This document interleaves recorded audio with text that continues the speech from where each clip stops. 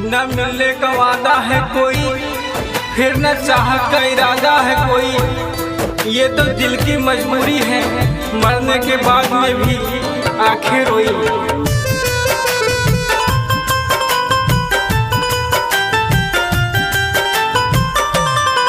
न जुदाई साहब कहिला कसम से, मर जाइब तोहरा सितम से। न जुदाई साहब कहिला कसम से, मर जाइब तोहरा सितम से। कारदानी प्यार हम का बेवफा से,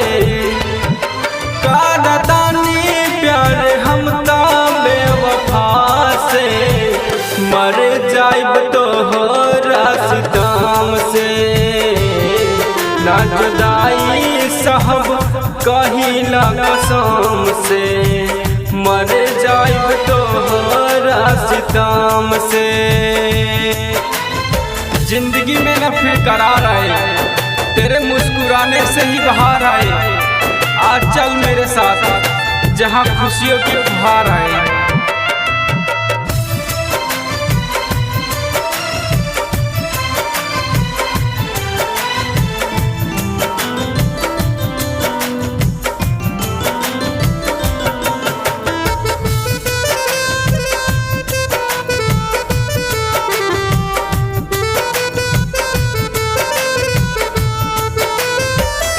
जिंदगी जियाबा दुश्वार बा, मिले खातिर दिला बेकरार बा।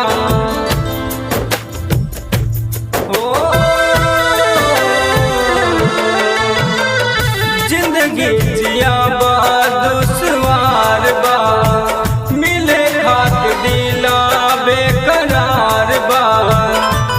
आवा चल ले जाए दुनिया के नजार से, मर जाइब तोहरा सितम से।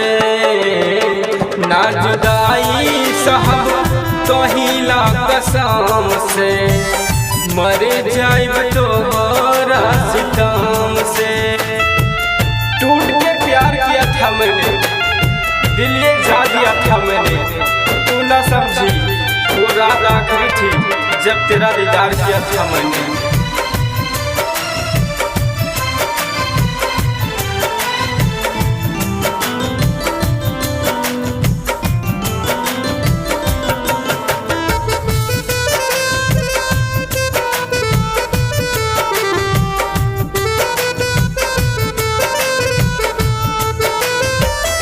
खुद खुद के पूछा था प्यार हो, कैसे जियब तोरा बिना यार हो।